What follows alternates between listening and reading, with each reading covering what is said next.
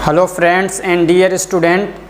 तो आज की इस वीडियो में हम लोग देखेंगे डी फार्मा सेकेंड ईयर का जो सब्जेक्ट है फार्माकोलॉजी, उसका चैप्टर नंबर 2 का पार्ट नंबर 2। अगर आपने इसका पहला पार्ट नहीं देखा है तो उसके लिंक डिस्क्रिप्शन में आप जाके देख लीजिएगा। पहले पार्ट में हम लोगों ने डिस्कस किया था कि जो अलग अलग टाइप के route of administration of drug, यानी ड्रग को कैसे एडमिनिस्टर किया जाता है, उसके अलग अलग जो क्लासिफिकेशन थी, ये क्या होता है, वो सब कुछ हम लोगों ने देखा। और उस वाले पार्ट में हम लोगों ने देखा था ओरल रूट के बारे में। अगर आपने वो नहीं देखा है तो आपको इतने अच्छे से ये वाली वीडियो समझ में नहीं आएगी, ये वाला जो पार्ट आपको समझ में नहीं आएगा, इसलिए कि पहले पार्ट के अंदर बहुत सारा इंट्रोडक्शन हुआ, बहुत सारी चीज़ें उसमें क्लियर की गई हैं। तो आप उसको जाके एक बार देख लीजिए, उसके बाद इसको देखिएगा, उसकी लिंक आपको डिस्क्रिप्शन में मिल जाएगी। तो चलिए शुरू करते हैं। तो आज हम लोग क्या देखेंगे, सबलिंगुअल रूट। आप लोगों ने ये जान लिया था कि क्या होते हैं रूट, यानी बॉडी के अंदर ड्रग को एडमिनिस्टर करने के जो रास्ते हैं, जो पाथ हैं, जो तरीके हैं, उसको क्या बोलते हैं, रूट बोलते हैं। ठीक है, तो वही रूट, तो एक रूट हमने देखा था ओरल रूट, जो माउथ वाला रूट है, इसके थ्रू उसके एडवांटेज और डिसएडवांटेज। आज हम लोग देखेंगे सबलिंगुअल रूट, पेरेंटल रूट। ठीक है, तो सबसे पहला क्या हमारा सबलिंगुअल रूट, तो इसके बारे में देख लेते हैं क्या होता है। तो in this route tablet is placed below the tongue. क्या है, इस रूट के अंदर जो टेबलेट है उसको हम टंग के नीचे रखते हैं, जो हमारी ज़बान है, जो जीभ है, उसके नीचे हम लोग क्या करते हैं, टेबलेट को रखते हैं। And dissolve in mouth cavity. और क्या होता है, ये जो टेबलेट रखते हैं तो माउथ कैविटी यानी हमारा जो मुंह है उसी के अंदर वो क्या होता है, घुल जाती है, दवा डिज़ोल्व हो जाती है, यानी वहीं से वो क्या डिज़ोल्व होकर घुल के हमारे ब्लड के अंदर ब्लड सर्कुलेशन में पहुंच जाती है। The active drug gets absorbed through the sublingual mucous membrane directly into blood circulation। क्या है इसमें कि the active drug gets absorbed through the sublingual mucous membrane। ये कह रहे हैं कि जो हमारा म्यूकस मेम्ब्रेन है, यानी हमारा ये जो माउथ है, इसके अंदर यानी जो दोनों साइडों में और नीचे ज़बान के नीचे ऊपर ये पूरा जो मेम्ब्रेन है, इसको बोलते हैं म्यूकस मेम्ब्रेन। ठीक है, तो ये कह रहे हैं म्यूकस मेम्ब्रेन जो है, इसके थ्रू जो दवा है वो क्या होती है, अंदर एब्जॉर्ब हो जाती है, उसके अंदर वहाँ से वो एडमिनिस्टर हो जाती है, और वो कहाँ पहुँच जाती है, हमारे ब्लड सर्कुलेशन के अंदर। ठीक, तो आप ये समझ गए होंगे कि ये वाली जो मतलब सबलिंगुअल रूट है, इसमें क्या होता है कि दवा को हम लोग क्या करते हैं, अपनी ज़बान के नीचे रखते हैं, और वहाँ से वो क्या होती है, हमारे ब्लड स्ट्रीम में एब्जॉर्ब होकर पहुँच जाती है। अब उसके कुछ एग्जाम्पल्स हैं ऐसी दवाओं के, तो जैसा क्या है आइसोप्रिनालिन टेबलेट। आइसोप्रिनालिन टेबलेट ये कहाँ पे यूज़ होती है, यूज्ड इन ब्रोंकाइल अस्थमा। जो ब्रोंकाइल अस्थमा यानी किसी को अस्थमा की बीमारी हो जाती है, जिसमें क्या होता है, उसका जो ब्रोंकाई है, ये यानी जो एयर वाला रास्ता है, वो क्या होता है, ब्लॉक हो जाता है या बहुत ज़्यादा सिकुड़ जाता है, कॉन्स्ट्रिक्ट हो जाता है, तो एयर पूरे तरीके से पास नहीं हो पाता है, तो उसका सांस फूलने लगता है बहुत ज़्यादा।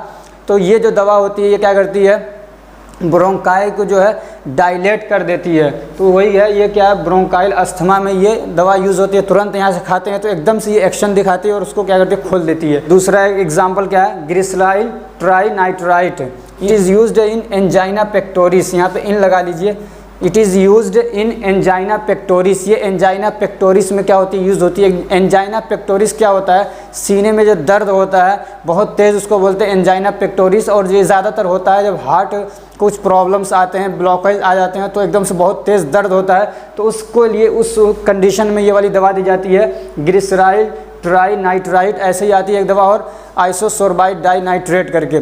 ठीक है, ये एग्जाम्पल आप समझ गए होंगे। तो अब इस सबलिंगुअल रूट के क्या एडवांटेज हैं, क्या फ़ायदे हैं, इसके क्या मेरिट्स हैं, वो देख लेते हैं हम लोग। तो इसका फर्स्ट क्या है, रैपिड ऑनसेट एक्शन, यानी ये दवा तुरंत काम करती है, जैसे खाएंगे तो बहुत जल्द क्या होता है, इसका एक्शन दिखने लग जाता है। दूसरा क्या है, degradation of drug does not take place in stomach. ये कह रहे हैं कि इस वाले जो सबलिंगुअल जो रूट है, तो इसमें दवा स्टोमक में नहीं जाती है, तो इसलिए दवा क्या होती है, डिग्रेड नहीं होती है। Degradation of drug does not take place, यानी दवा का डिग्रेडेशन नहीं होता है। जैसे कि हम लोगों ने पढ़ा था ओरल रूट में कि जब दवा हमारे स्टोमक में जाती है तो वहाँ बहुत सारे केमिकल्स, जैसे कि हाइड्रोक्लोरिक एसिड है, और भी जो एंजाइम और केमिकल्स वगैरह होते हैं, वो दवा को क्या करते हैं, डिस्ट्रॉय कर देते हैं, यानी उसके पावर को कम कर देते हैं। ठीक, तो इस वाले रूट में क्या होता है, वो नहीं होता है, यानी दवा पूरी पहुँच जाती है अपने साइड तक। तीसरा क्या है, inactivation of drug avoided in liver. ऐसे ही क्या होता है, जब दवा हमारे वहाँ से मान लीजिए हमारे इंटेस्टाइन से दवा क्या हो गई,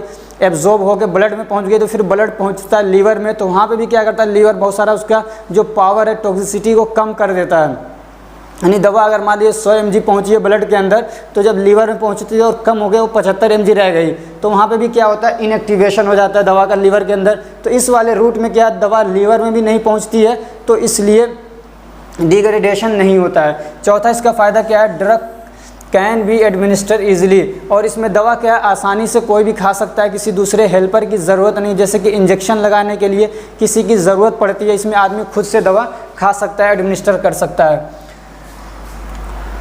और पांचवा फ़ायदा क्या है इसका, दिस रूट इज़ पेनलेस। इस रूट में क्या होता है आदमी को दर्द नहीं होता है, ऐसे ऐसे इंजेक्शन लगाने में दर्द होता है तो वो भी नहीं है, कोई भागता नहीं है इससे। छठा क्या है, no special skill required for administration of drug. इस ड्रग को एडमिनिस्टर करने के लिए यानी यूज़ करने के लिए किसी स्पेशल स्किल की ज़रूरत नहीं होती। जैसे कि मान लीजिए इंजेक्शन लगाने के लिए हर आदमी नहीं लगा सकता है, तो इसमें किसी स्पेशल स्किल की यानी किसी अलग स्किल की ज़रूरत नहीं होती, हर कोई क्या है दवा को खा सकता है। सातवां क्या है, it is very convenient route, और ये जो रूट है ये क्या है बहुत कन्वीनियंट है, यानी बहुत आसान है, सहूलत वाला है, आराम से हर कोई क्या कर सकता है इसको यूज़ कर सकता है। अब इसके डिसएडवांटेज भी हैं कुछ, तो डिसएडवांटेज क्या है इसका, this route is not suitable for large doses and frequent uses of drug. ये कह रहे हैं कि ये वाला जो रूट है इसमें क्या है बहुत ज़्यादा आप डोजेज, कोई बड़ा मतलब बड़ी दवा है तो वो नहीं खा सकते हैं, या ज़्यादा दवा इस रूट से नहीं खा सकते हैं। और ये कि एक बार खा लिया मान लिया तो इससे बार बार वो दवा नहीं खाते हैं इस रूट के थ्रू, बल्कि इस रूट के थ्रू दवा कभी कभार खाई जाती है, ठीक है। वरना इसका साइड इफेक्ट मान लीजिए एकदम से जाके ये हार्ट पे भी काम कर सकता है, तो दिक्कत बढ़ सकती है, एडवर्स इफेक्ट आ सकता है। इसलिए इस रूट के थ्रू दवा बहुत कम दी जाती है, कभी कभार दी जाती है, ठीक। दूसरा क्या है, सम ड्रग्स में cause irritation to buccal mucosa, और कह रहे हैं कुछ दवाएं ऐसी हैं जो मतलब हमारे मुंह के अंदर, बक्कल म्यूकोसा मतलब अंदर की जो हमारे यहाँ पे मेम्ब्रेन है, जो अंदर से जो परत है, लेयर है, तो उसको क्या कर सकते हैं इरिटेशन हो सकता है, उसमें जलन कर सकती हैं कुछ दवाएँ, तो इसलिए भी इसका एक डिसएडवांटेज है। तीसरा क्या है, the drugs having high molecular weight can't be absorb.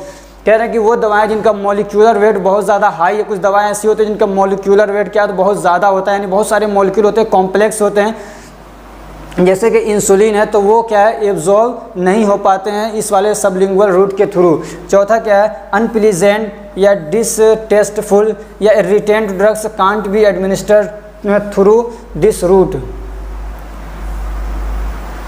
ये कह रहे हैं कि वो दवाएं जो अनप्लीजेंट हैं यानी जिनका फ्लेवर अच्छा नहीं है या उनकी महक अच्छी नहीं आ रही है, ऐसे ही उसका टेस्ट बहुत ख़राब है, यानी कड़वी है बहुत ज़्यादा, या इरिटेशन कर रहा है, बहुत ज़्यादा जलन है उससे खाने की वजह से जलन हो रही है, तो वो दवा भी इस रूट के थ्रू क्या एडमिनिस्टर नहीं की जा सकती है, तो ये इसके डिसएडवांटेज हो गए। अब हम लोग देखेंगे पेरेंटल रूट। पेरेंटल रूट में थोड़ा सा मैं बता दूं कि ये कोई फिक्स रूट नहीं है पेरेंटल, बल्कि ये एक टॉपिक है, इसके अंदर कई सारे रूट आते हैं। जैसे कि आईवी आप जानते हैं कि इंट्रावेनस रूट आ गया, ऐसे ही इंट्राडर्मल रूट आ गया, ऐसे ही इंट्रामस्कुलर हो गया, तो ये सब जो आते हैं वो पेरेंटल में आते हैं। अब पेरेंटल क्या होता है कि हमारा जो ये GIT वाला तरीका है, यानी मुंह से जो खाते हैं जिसको एलिमेंट्री कैनाल बोलते हैं, इसके अलावा जिस भी तरीके से आदमी के अंदर ब्लड को, आदमी के अंदर ड्रग को एडमिनिस्टर किया जा रहा है, वो सब किस में आता है, पेरेंटल रूट में आता है। समझ में आया? पेरेंटल रूट वो सब तरीके जो एलिमेंट्री कैनाल के अलावा हैं, यानी इस माउथ के थ्रू हम लोग जो दवा खाते हैं, इसके अलावा जो भी तरीके से, इसके अलावा जो भी तरीके से या जिस भी रास्ते से बॉडी के अंदर अगर हमारे ड्रग क्या एडमिनिस्टर किया जा रहा है, तो वो सब क्या होगा, पेरेंटल रूट होगा। ठीक, अब इसको देख लेते हैं इंग्लिश में। हाँ, एक बात बता दूं, बहुत सारे लोगों को ज़रूरत पड़ती है, वो कहते हैं कि मतलब हिंदी में उनको नोट चाहिए, तो अभी मैं इंग्लिश में लिखा हूँ, लेकिन मैं इस बात की कोशिश कर रहा हूँ कि इसकी हिंदी भी बना दूँ, क्योंकि मैं अकेला काम कर रहा हूँ तो बड़ा टाइम लगता है। तो इस बात की मैं पूरी कोशिश करूँगा कि एग्ज़ाम तक अगर मतलब कोई तैयार हो गया जो मतलब इसको कर सकता है, मैं बोलूँगा। और हिंदी चूँकि मेरी राइटिंग अच्छी नहीं है और टाइप करना बड़ा मुश्किल होता है, तो मैं कोशिश करूँगा इसको टाइप करवाने की। अगर टाइप नहीं भी हो पाया तो हैंड राइटिंग में आपको इसका नोट हिंदी में ज़रूर प्रोवाइड कराने की कोशिश करूँगा। हाँ, ये कि कभी कभार आप हमको याद दिलाते रहिएगा बीच में, ठीक है। हाँ, अगर आप लोगों को ज़रूरत है तो कमेंट करके ज़रूर बताइएगा इस बात को। The route of administration of drug other than elementary canal are called parental route. Parental route किसको बोलते हैं? तो क्या है? The routes of administration of drug, यानी ड्रग के एडमिनिस्ट्रेशन के जो रूट्स हैं, जो रास्ते हैं, other than elementary canal. Canal elementary जो हमारी ये वाला जो जिससे हम लोग खाना खाते हैं, तो ये बोलते हैं इसको एलिमेंट्री कैनाल, ठीक है। एलिमेंट्री कैनाल ये जो हमारा एसोफेगस यानी मुंह वाला रास्ता जो है, इसके अलावा जितने भी जो तरीके जो रूट्स हैं एडमिनिस्ट्रेशन के, वो सब क्या हैं? उनको कहा जाता है पेरेंटल रूट। अब हम लोग देखते हैं कि एडवांटेज क्या है पेरेंटल रूट के, ठीक है। ये इसी किसी एक के लिए नहीं है, बल्कि जितने भी पेरेंटल रूट के अंदर आते हैं उन सब में ये फ़ायदे, किसी में हो सकता है कोई सा फ़ायदा हो, किसी में कोई सा फ़ायदा हो सकता है कि इसमें से किसी में कोई फ़ायदा ना पाया जाता हो, किसी में कौन सा भी मतलब इसका एडवांटेज ना पाया जाता हो, तो ये इस तरीके से हो सकता है। लेकिन जितने भी पेरेंटल रूट्स हैं सबको मिला के ये एडवांटेज हो सकते हैं, वो हैं यहाँ पे, ठीक। तो पहला क्या है? रैपिड ऑनसेट एक्शन, यानी एकदम से ये दवा पेरेंटल रूट्स में क्या होता है? एकदम से एक्शन दवा का दिखने लग जाता है। दूसरा क्या है? The drug irritate GIT can given by this route. ये कह रहे हैं कि वो दवाएं जो जीआईटी को क्या करती है? इरिटेट करती हैं, यानी जीआईटी में जाने के बाद हमारे इरिटेशन क्रिएट करती हैं, तो वो दवाएं इस रूट से दी जा सकती हैं। उसमें क्या होगा? इरिटेशन नहीं होगा, पेरेंटल रूट में दिक्कत नहीं आएगी। तीसरा क्या है? This route is useful in case of vomiting and diarrhoea. ये कह रहे हैं कि जो डायरिया किसी को हो रहा है, यानी उसको दस्त हो रहा है कि पेट में कोई दवा जा रही है, रुक ही नहीं रही है, दूसरे के वोमिटिंग हो रही है, यानी वो दवा खाते ही उल्टी हो जा रही है, तो ये कह रहे हैं कि ऐसी कंडीशन में उसको क्या पेरेंटल रूट से अगर दवा दी जाएगी तो वो क्या यूज़फुल होगी। चौथा क्या है? This route is useful in unconscious and in cooperative patient. ये कह रहे हैं कि वो पेशेंट जो अनकॉन्शियस है, जो बेहोश पड़ा हुआ है, जो होश में नहीं है, उसके लिए, और जो इनकोऑपरेटिव है, यानी खुद वो दवा नहीं खा सकता है, मुंह नहीं चला पा रहा है, अब उसके मुंह में डालना अंदर ही नहीं जाएगी दवा, तो ऐसे लोगों को जो इसको बोलेंगे इनकोऑपरेटिव, यानी खुद हेल्प नहीं कर पा रहा है वो, तो ऐसे लोगों को भी क्या है? पेरेंटल रूट से दवा दी जाती है, उनके लिए यूज़फुल होता है पेरेंटल रूट। पांचवा क्या है? In this route drug are not destroyed like GIT. ये कह रहे हैं कि इस रूट के अंदर दवा क्या होती है? डिस्ट्रॉय नहीं होती है, यानी पेरेंटल रूट से जो दवाएं दी जाती हैं वो डिस्ट्रॉय नहीं होती हैं, जैसे कि जीआईटी वाले में, कि इसमें जब हम देते हैं तो बहुत सारी दवा क्या होती है? डिस्ट्रॉय हो जाती है, गैस्ट्रो इंटेस्टाइनल वाले ट्रैक में, हमारे स्टोमक में हो जाती है, लीवर में हो जाती है, जाके बहुत सारी दवाएँ डिस्ट्रॉय हो जाती हैं। छठा क्या है? This route is useful in clinical emergencies. ये कह रहे हैं कुछ इमरजेंसी कंडीशंस होती हैं, उसमें भी ये रूट क्या होता है? फ़ायदेमंद होता है, क्योंकि एकदम से इसका एक्शन दिखने लग जाता है इस वाले रूट का। अगर वो मान लीजिए अगर बहुत ज़्यादा इमरजेंसी है और उसको हम दवा दे रहे हैं मुंह वाले रास्ते से, तो पता चल रहा है कि 1 घंटे में जाके वो असर कर रही है, तब तक वो आदमी क्या हुआ? निमट गया। तो इसलिए तुरंत अगर एक्शन चाहिए इमरजेंसी कंडीशंस में, तो उसमें क्या करना होगा? पेरेंटल रूट से उसको ड्रग देना पड़ेगा। सातवां इसका फ़ायदा क्या है? 100% bioavailability is possible by this route. पहले समझिए कि बायोएबिलिटी क्या होती है, ये बहुत इम्पोर्टेंट एक वर्ड है, एक टर्म है, इसको समझिए। बायोएबिलिटी क्या होती है? मान लीजिए हम लोग दवा खाते हैं, तो अगर हम लोग माउथ के रास्ते से खा रहे हैं, तो आपने कई बार सुना होगा कि कुछ दवाओं के कुछ पार्ट क्या होते हैं? डिस्ट्रॉय हो जाते हैं। मान लीजिए हमने 100 mg खाई है, तो अपने साइड तक पहुंचने तक, यानी अपने रिसेप्टर तक पहुंचने तक, जहां के जाके दवा को काम करना है, वहां पहुंचने तक क्या होता है? दवा डिस्ट्रॉय हो जाती है, उसका mg, उसका पावर कम हो जाता है। जैसे 100 mg खाई हम लोगों ने दवा अगर, तो कुछ तो हमारे स्टोमक के अंदर उसका पावर कम हो जाता है, पता चला कि वहाँ पे वो 80 mg बाकी रह गई। फिर एब्जॉर्प्शन होने के बाद वो लीवर में पहुँचता है ब्लड के थ्रू, तो वहाँ पे कुछ एब्जॉर्प्शन मतलब कुछ दवा का पावर क्या होता है? डिस्ट्रॉय हो जाता है। तो पता चला कि अब वो बची है सिर्फ 70 mg। तो 70 mg पहुँचती है अपने टारगेट तक, यानी जहाँ पे जाके उसको काम करना है। तो ये अब जो 70 mg बची है अपने साइड पे पहुँच के काम करने के लिए कहेंगे इसकी बायोएबिलिटी है। कितनी है? 100 mg तो दवा है, लेकिन इसकी बायोएबिलिटी कितनी हो रही है? 70 mg। लेकिन अगर हम वही दवा 100 mg की पेरेंटल रूट से देते हैं, तो वो 100 mg की 100 mg पूरी जाके अपने साइट पे काम करती है, तो कहेंगे इसकी अवेबिलिटी क्या है? वो क्या है? 100% है, ठीक। तो ये कि 100% bioavailability is possible by this route. Bioavailability जो है इसकी 100% होती है, वो पॉसिबल है इस रूट के अंदर, ठीक है। आठवां इसका फ़ायदा क्या है? Those drugs are also given by this route which are not absorbable fairly by GIT। ये कह रहे हैं कि जो दवाएं GIT के थ्रू आसानी से एब्जॉर्ब नहीं हो पाती हैं, ब्लड में नहीं पहुंच पाती हैं, वो दवाएं भी क्या है पेरेंटल रूट से आसानी से दी जा सकती हैं और वो क्या है अपने साइट तक पहुंच के काम कर सकती हैं। अब इसके कुछ डिसएडवांटेज हैं, वो क्या हैं? तो डिसएडवांटेज क्या है कि skill person required for administration of drug in this route. ये कह रहे हैं जो पेरेंटल रूट है इसको इस रूट के थ्रू ड्रग को एडमिनिस्टर करने के लिए, ड्रग को बॉडी में पहुंचाने के लिए किसी स्किलफुल आदमी की ज़रूरत है, यानी जो आदमी सीखा हुआ है इंजेक्शन लगाना या दूसरे तरीके से, तो वो उसकी ज़रूरत पड़ती है। इसका डिसएडवांटेज है। दूसरा क्या है? Possibility of pen at the site of application. ये कह रहे हैं जहाँ से दवा को एडमिनिस्टर किया जा रहा है तो वहाँ पे दर्द होने के भी क्या है पॉसिबिलिटी है, चांसेस है। तीसरा क्या है? Self medication is difficult by this root.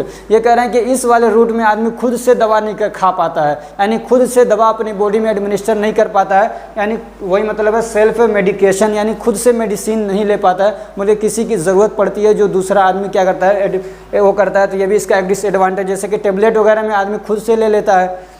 चौथा क्या है? Sterilisation of syringe and needle is required. इसमें एक दिक्कत ये भी आती है कि इस रूट के लिए जो सिरिंज है या जो भी नीडल वगैरह यूज़ हो रहे हैं तो उसको स्टेरिलाइजेशन किया जाता है, यानी उसको हीट दिया जाता है ताकि उसके अंदर बैक्टीरिया वगैरह जो है वो मर जाएँ। तो ये भी एक इसका डिसएडवांटेज है।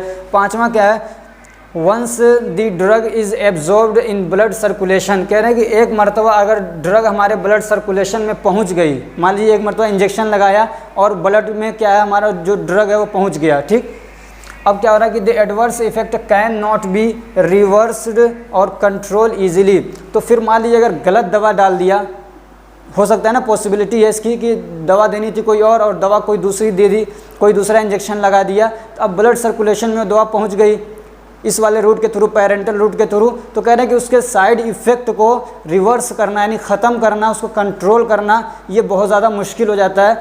अगर इसके मुकाबले में अगर हम लोग रूट से, इस वाले माउथ वाले रूट से यानी ओरल रूट से दवा लिए हैं, तो अगर गलत दवा दे दी तो इतना ज़्यादा क्या है ख़तरनाक नहीं होता है, इतना ज़्यादा साइड इफ़ेक्ट उसका नहीं होगा, क्योंकि कुछ दवा तो क्या है वो वैसे ही खुद से डिस्ट्रॉय हो जाएगी, और कुछ क्या है कि अगर हम मान लीजिए अभी एकदम से वो अपने साइट पे नहीं पहुंचे काम करने के लिए, उससे पहले ही उसको क्या किया जाए, रोका जा सकता है उल्टी करा के या किसी दूसरे तरीके से क्या उस दवा के साइड इफ़ेक्ट को एडवर्स इफेक्ट को क्या किया जा सकता है, रिवर्स किया जा सकता है, कंट्रोल किया जा सकता है। लेकिन अगर पेरेंटल रूट से दवा दी जा रही है तो अगर वो गलत दवा चली गई या ज़्यादा चली गई, अगर उसका एडवर्स इफेक्ट आने लगा तो उसको कंट्रोल करना बड़ा मुश्किल हो जाता है। ये इसका एक बहुत बड़ा ये मेन पॉइंट याद रखिए इसका, ये इसका क्या है डिसएडवांटेज है बहुत बड़ा।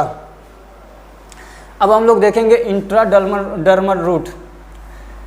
पेरेंटल रूट में क्या आता है, एक इंट्राडर्मल रूट। पेरेंटल रूट तो कोई फिक्स नहीं था, अब उसके अंदर कई सारे हैं पेरेंटल रूट के अंदर, तो उसी में से एक क्या है इंट्राडर्मल रूट। तो ये क्या होता है, in this route the drug is injected in the dermal layer of skin.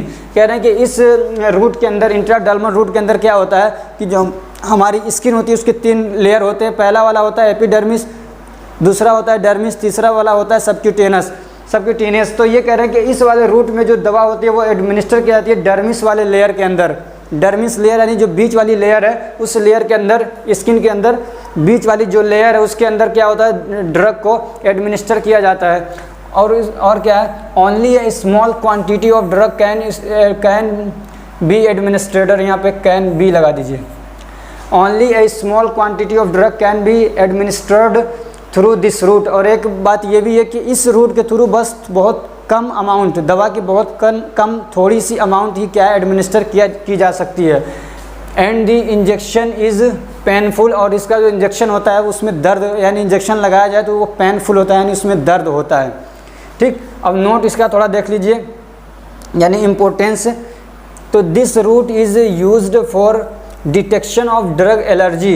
ये वाला जो रूट होता है वो ड्रग के एलर्जी को चेक करने के लिए यूज़ होता है। जैसे कुछ दवाएं हैं तो चेक किया जाता है क्या इसके वजह से कोई एलर्जी तो नहीं हो रही है, तो वो पहले कहाँ पे, तो वो किस रूट के थ्रू लगाया जाता है चेक करने के लिए, वो इंट्राडर्मल रूट के थ्रू क्या है चेक किया जाता है डिटेक्शन के लिए। किस चीज़ का detection of drug allergy. Drug की वजह से भी एलर्जी होती है तो वो लगा के पहले चेक किया जाता है। जैसे उसका एग्जाम्पल क्या है, पेनिसिलिन एक तरीके क्या कहते हैं एंटीबायोटिक है, तो वो क्या किया जाता है, इंट्राडर्मली चेक किया जाता है कि इस आदमी को एलर्जी तो नहीं हो रही है इस दवा की वजह से, ठीक है। वही मतलब है इसका कि to observe allergic reaction to it, यानी पेनिसिलिन की वजह से एलर्जिक रिएक्शन तो नहीं हो रहा है, तो उसको कहाँ लगाया जाता है, तो वो इंट्राडर्मल लगा के चेक किया जाता है। दूसरी बात ये इंपॉर्टेंट है कि जो भी वैक्सीन है, जो वैक्सीन वगैरह हैं, are given by this route such as BCG और स्मॉल पॉक्स, ये एग्जाम्पल्स हैं। तो कह रहे हैं कि जो वैक्सीन वगैरह हैं जैसे कि BCG का हो गया, ऐसे स्मॉल पॉक्स का हो गया, तो ये वाले भी क्या है इसी रूट के थ्रू क्या है दिए जाते हैं। किस रूट के थ्रू, इंट्राडर्मल के। ये क्वेश्चन हो सकता है 1 नंबर का पूछ ले। BCG आप जानते हैं जो TB का टीका लगता है जिसको बेसिलस कैलमेट ग्यूरिन बोलते हैं। स्मॉल पॉक्स होता है आप जानते ही हैं। स्मॉल पॉक्स को क्या बोलते हैं कमेंट करके बताइए हिंदी में, आपके यहाँ स्मॉल पॉक्स को क्या बोलते हैं कमेंट करके बताइएगा। अब हम लोग देखेंगे इंट्रामस्कुलर रूट। एक हमने देख लिया इंट्राडर्मल, वो भी पेरेंटल रूट है, ये भी पेरेंटल रूट है। क्या है, इंट्रामस्कुलर रूट। अब इसके बारे में देखिए, in this route drug is administered directly into the muscular tissue. कह रहे हैं कि इस रूट के अंदर क्या होता है, जो ड्रग है वो डायरेक्टली मस्कुलर टिश्यू के अंदर एडमिनिस्टर कर दिया जाता है। मस्कुलर टिश्यू आप जानते हैं जैसे जो गोश्त होते हैं, जिसको जहाँ पे गोश्त ज़्यादा होता है वो मसल्स होता है, तो उसी के अंदर क्या होता है, दवा को डायरेक्टली एडमिनिस्टर किया जाता है, इंजेक्शन के थ्रू कर दिया जाता है, या और भी तरीके हो सकते हैं। अब इसके एडवांटेज क्या हैं, तो mild irritation, suspension, injections with insoluble oily basis can be administer by this route. ये कह रहे हैं कि वो दवाएं जो इरिटेशन करती हैं, यानी अगर हम लोग उसको खाएं तो जलन होता है, या कुछ सस्पेंशन होती हैं। सस्पेंशन वो होती हैं, मैं इसको कई बार बता चुका हूँ, हल्का सा बता दे रहा हूँ, जो पूरी तरीके से उसके पार्टिकल्स अपने लिक्विड के अंदर घुल नहीं पाते हैं बल्कि दिखते रहते हैं, तो वो भी क्या होती है इस रूट के थ्रू दी जाती हैं। ऐसे कुछ ऐसे इंजेक्शन होते हैं, कुछ ऐसे इंजेक्शन होते हैं जो इनसोल्यूबल होते हैं, यानी वो आसानी से क्या वाटर में सोल्यूबल नहीं हो पाते हैं, या किसी और लिपिड में सोल्यूबल नहीं होते हैं कि वो हमारी बॉडी में ब्लड सर्कुलेशन में पहुंच जाएं। मतलब जैसे कि अगर उसको पिया जाए तो वो सोल्यूबल नहीं है, तो वो जल्दी से एब्जॉर्ब नहीं होगा और ब्लड सर्कुलेशन में नहीं पहुंच पाता है। तो इस रूट के थ्रू क्या होता है, उसको दे दिया जाता है, तो वो आराम से क्या अपने साइड पे पहुंच जाता है काम करने के लिए। यही मतलब इन सब का, ठीक है। तो इलिट्रेशन वाले भी दे सकते हैं, सस्पेंशन और इंजेक्शन जो इनसोल्यूबल हैं वो भी इसके थ्रू, इस रूट के थ्रू दिए जाते हैं। दूसरा क्या है इसका advantage, the drug are administered by this route, ये याद रखिएगा, depose in tissue and release slowly which provides prolong duration of action. क्या कह रहे हैं कि वो दवाएं जो इस रूट के थ्रू क्या करती हैं, दी जाती हैं, वो क्या होती है, डिपोज हो जाती है। डिपॉजिट आप जानते होंगे, डिपॉजिट का मतलब होता है जमा करना, उसी से बनता है डिपोज। डिपोज से नहीं पढ़ते, आपने सुना होगा डिपो उसी से ये बना है डिपोज क्या होती है कि मतलब जहाँ पे मान लीजिए यहाँ पे इंजेक्शन लगाया गया, तो यहाँ पे वो जाके दवा क्या होती है, डिपोज हो जाती है, यानी जमा हो जाती है, स्टोर हो जाती है। फिर क्या होता है, एंड रिलीज स्लोली, और धीरे धीरे वहाँ से रिलीज होती है, निकलती रहती है। And which provides prolong duration of action, और लंबे समय तक का वो काम करती रहती है, एक्शन देती रहती है। अब इसके डिसएडवांटेज क्या है, तो इसमें भी क्या है, sterilisation of syringe and needle is required, यानी जो सिरिंज है और नीडल उसको स्टेरिलाइजेशन करना पड़ता है। दूसरा क्या, स्किल्ड पर्सन रिक्वायर्ड होता है, ये भी आप जान चुके हैं। सम ड्रग्स में cause irritation pain in this route, ये कह रहे हैं कि इस रूट के थ्रू जो दवाएं दी जा रही हैं तो वो क्या कर सकती है, इरिटेशन कॉज कर सकती है, यानी जलन हो सकता है और दर्द हो सकता है जहाँ पे वो मतलब एडमिनिस्टर किया जा रहा है दवा। एक बात ये याद रखिएगा इसमें main point, more than 10 ml volume is restricted by IM route. IM का मतलब होता है इंट्रामस्कुलर, ठीक है, IM का मतलब इंट्रामस्कुलर रूट। तो इस रूट के थ्रू 10 ml से ज़्यादा आप ड्रग नहीं देंगे, ठीक है, उससे ज़्यादा मना है।